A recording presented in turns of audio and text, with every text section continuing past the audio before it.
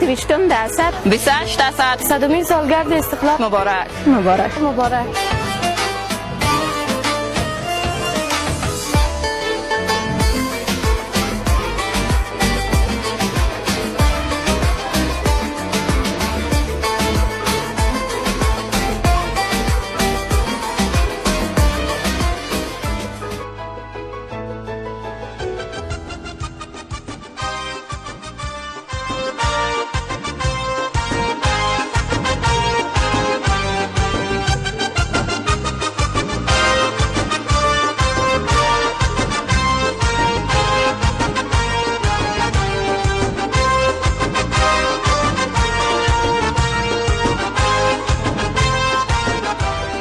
افغانستان خلکو څخه زما غوښتنه دا ده چې په افغانستان کې دغه سلمه کلیزه په ښه شاندار مراسمو ولمانځي، په خوشحالۍ سره ولمانځي.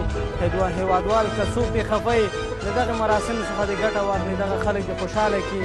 سلمه کلیزه ټولو هېوادوالو ته مبارک وي او راوتی یم چې د سلمې کلیزې نه خوند والم او ډېره ښایسته او شانداره مراسم نیول شوي څنګه چې زه ګورم په ښار کې او ټولو هېوادوالو ته مې دا تقاضا ده، دا دغه ده چې ډېره ښایسته مراسم نیول شوي، راشئ د دې سلمې کلیزې نه خوند واخلئ.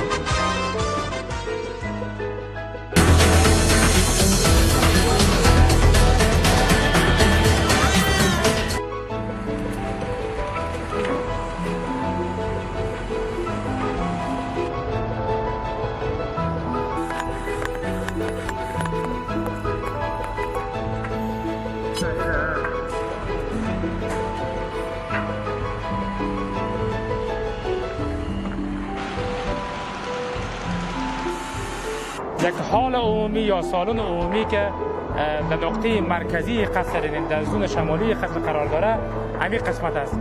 گفته میشه که اولین پارلمان افغانستان به اینجا تشکیل شده.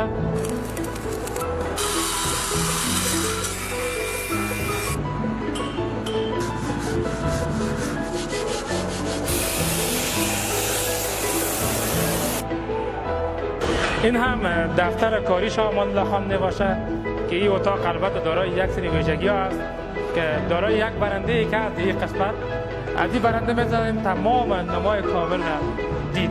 شما ببینید نزدیک از این قسمت میشه تمام کابل از این قسمت دیده.